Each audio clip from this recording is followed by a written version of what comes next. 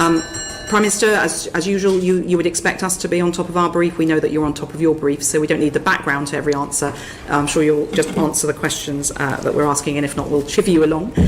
Keir Starmer walked into this grilling with one simple task: give direct answers, don't room for spin. No committees to hide behind, no promises of future reviews, just straight, accountable leadership. But what we got instead, a masterclass in political evasion. Time and again, when asked for specifics, Starmer offered vagueness. When challenged on poverty, he spoke of future reports. When pushed for immediate action, he floated eventual growth. When the country wanted clarity, he served them feelings. It wasn't leadership, it was therapy speak. He had the stage, the moment, the opportunity to define what Britain would look like under his rule. Instead, we got emotional reassurance over concrete governance. There were no numbers, no targets, no clear roadmap, just soft promises that people would feel better off, feel safer. Believe the NHS is improving. It's a familiar tactic. Use warm language to avoid cold facts. Paint success in emotions, not in measurable change. And for a man who's had years to prepare for this role, that lack of detail is damning. It reveals one of two things. Either he's dodging responsibility intentionally, or there's simply no real plan behind the curtain. But I wanted just to start with you seeing what reflections you've got. You've been in post for a year now, and I wondered if you could give us a quick vignette, a picture of what you think the UK, what you want the UK to look like in 3 years' time after the first term or so of your premiership. I want people to feel better off, and there has to be a central focus on living standards. I want them to feel, as they will, that the health service is working much better, is there for them and their families in a way that it hasn't been for many years. And I want them to feel safe and secure both in their immediate neighbourhood and as a country, both our borders and national security and defence. So they're the three things that I'm focused on more than anything else, those three things. I want them to feel that we've cleared up the mess that we inherited after the election. It was a huge mess because we had a broken economy and broken public services, and that we're on the road to rebuilding the country. Okay, thank you. And what about child poverty? What would you like to see as progress on that? Well, I mean, poverty and tackling poverty and breaking down barriers has to be central to everything that we do. People will not feel better off or safe and secure if we haven't tackled poverty. But I'm very clear in my own mind that we must tackle poverty by putting in the support that is needed, but also break down the barriers to opportunity, because otherwise we won't fix the very deep and complex causes of poverty, and that's why it's central to what we are doing. And it's not a one department issue, it's across all departments because it is so complicated and deep rooted, but it's got to be more than just support to deal with poverty as it is today, but also to put in place the measures to ensure that people can get out of poverty and stay out of poverty. And that's why, broadly speaking, the strategy we've adopted has four limbs to it. The first is to increase income, the money coming into people's pockets, if you like, into their household, to decrease costs to them, to strengthen the local support they have, particularly back into work, but in other ways, and to boost financial resilience.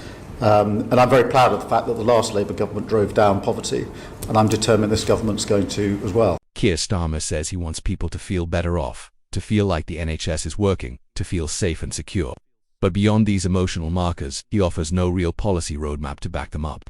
Even when pressed on child poverty, he speaks in vague generalities: increase income, reduce costs, strengthen support, build resilience without a single mechanism, timeline, or measurable goal. One of the most telling patterns in Starmer's answers is how consistently he sidesteps accountability. Instead of outlining clear steps to fix broken housing enforcement or tackle legal backlogs, he hides behind process-heavy language, internal stocktakes, system reviews, and strategic assessments. This isn't leadership, it's bureaucratic deflection. The language of governance efficiency is being used not to deliver change, but to delay it, whether it's fear of overpromising or simply a lack of urgency. The result is the same: a leader who manages headlines, not crises, and that undermines his whole message. Because no one feels better off when their rights depend on a system buried under delays and indecision. Because one of the issues, Prime Minister, you may be aware, is that a number of landlords, including local authorities, are saying that they're struggling in terms of the funding and enforcement to carry out those necessary checks.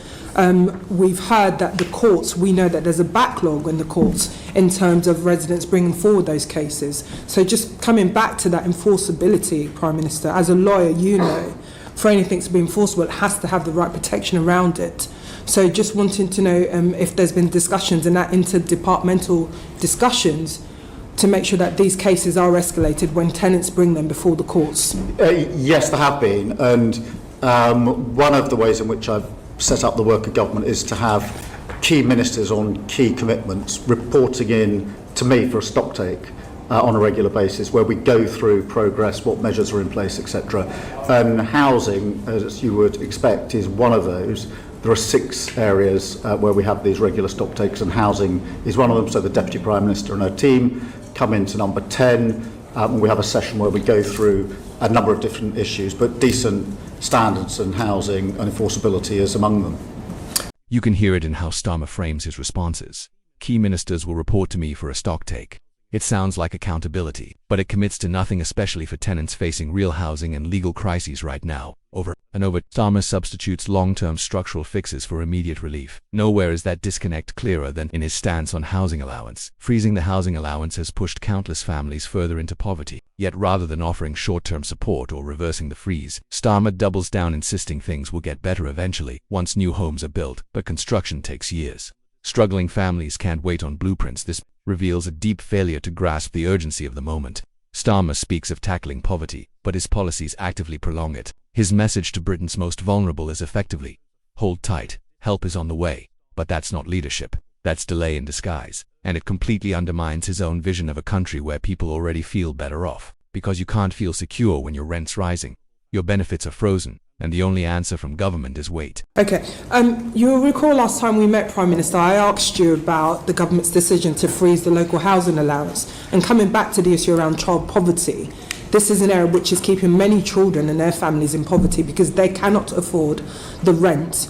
The recent data from the local government association responsible for all councils shows that there's a funding gap of around £7 million over the last 5 years. This is a key area pushing many people more into poverty. So I asked you again, Prime Minister, do you think that that was the right decision from a government that's ambitious on tackling child poverty? Look, I think I defend the decisions we've made. Obviously, we head into the autumn. We will get to another budget, and there'll be a chance to look again across the board. But we certainly made the right decision first time around. I think I'd also emphasise something I touched on last time, which is, in the end, with housing, we need to build and make available more housing across the board. There simply isn't enough, and that but means the starts, Prime Minister, you may have seen are quite low. We're not building those houses quickly enough, and we will see more people and more children in poverty. We can't build our way out of this crisis. So in the interim, what more can the government do to help alleviate that poverty? Well, that families as I are say, facing? there'll be a child poverty strategy which we're setting out in the autumn. We will go into the budget in the autumn as well, and alleviating poverty is a priority of mine. I do think that we need to build more, though, and we have to build more because we've had a problem for many years of not building enough social and affordable housing in this country.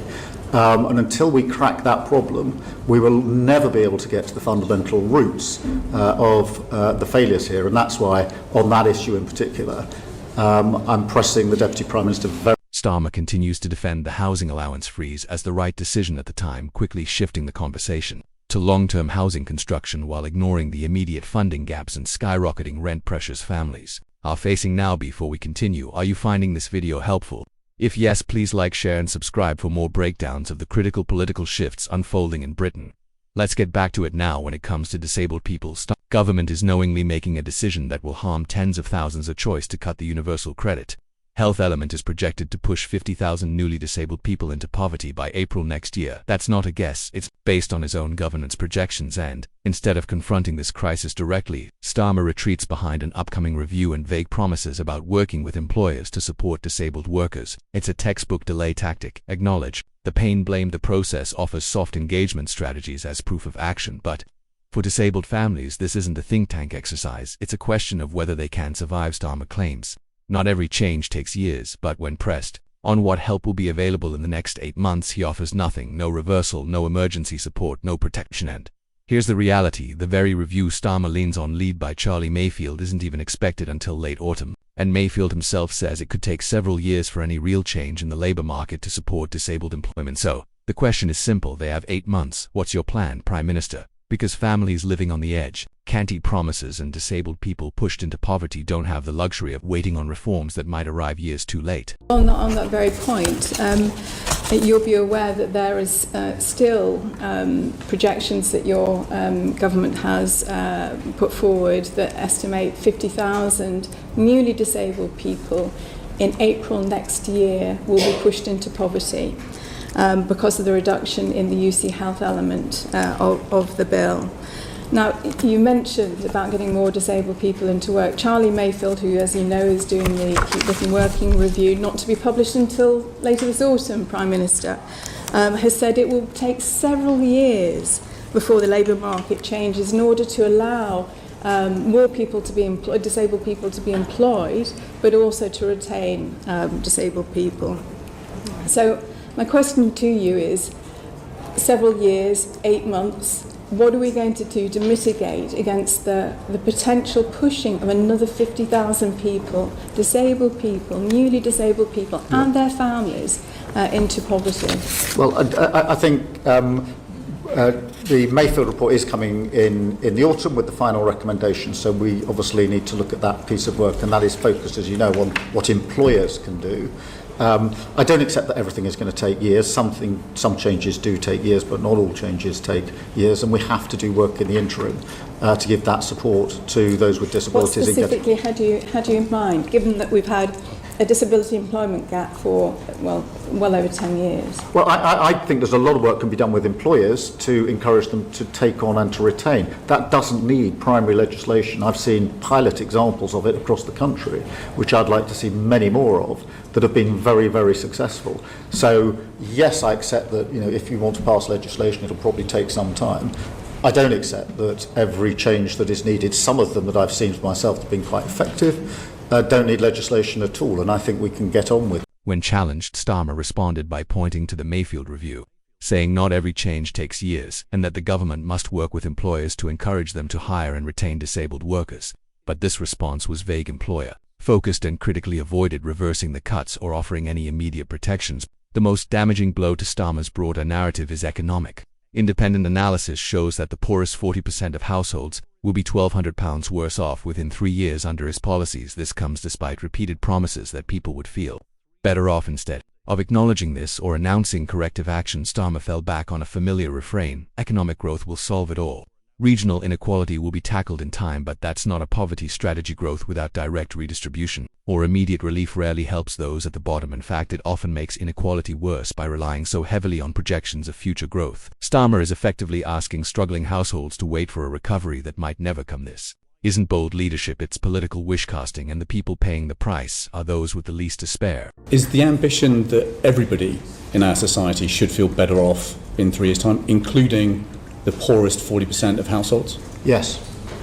So you'll be aware of some quite troubling forecasts from, for example, the Joseph Rowntree Foundation that says that, in fact, having looked at all the measures that the government's announced on the table by the summer, the bottom 40% of households are not going to be better off in 3 years' time. They're actually going to be £1,200 a year worse off. So what do you think needs to change between now and the end of the Parliament so that everybody in our society is in fact enjoying higher living standards? Well, we need to do a number of things. The first is we've got to get much better growth into our economy and create more wealth in the first place, and that's why we've put so much store on ensuring that we took necessary measures at the budget to deal with our inheritance. We then had a spending review which was targeted across the country at this question of making sure that if there is a thriving economy, it's a thriving economy in every part of the country and not just in some parts of the country. And it's why we've already in the spending review focused on things like the living wage, the national wage, and the minimum wage, and ensuring that wages are going up. They've gone up more in the last 10 months. They went up in the last 10 years. So that's the first part. The second part then is the poverty strategy that has to ensure that this is across the whole of society and every location, because in addition, as you all know, to the growth figures, we've had inequality variances across the country, place by place, And we have to have a laser focus on that, because whilst we want more wealth creation and the economy to thrive, and we do and we will, we can't have that as London and the South East and redistribution as a sort of one-word answer for the rest of the country. To my mind, that is fundamentally wrong. Starmer responds by saying we've got to get much better growth into our economy. He points to policies like the living wage and minimum wage. He insists redistribution can't be the only answer. It's aspirational language, but it doesn't confront the forecast that millions will be worse off. So what was this really? A leader asked for clarity but delivering only comfort words. Yes, promises were made, but most were built on feelings, on future reviews, on long-term hopes, not immediate action. And if Starmer can't give straight answers when directly asked what happens when the stakes are even higher, are future reviews and long-term growth just excuses to delay real action on poverty and housing? Let us know in the comments, and if you want more videos like this, like, share and subscribe for updates on British politics and how it's unfolding. Until next time, stay tuned.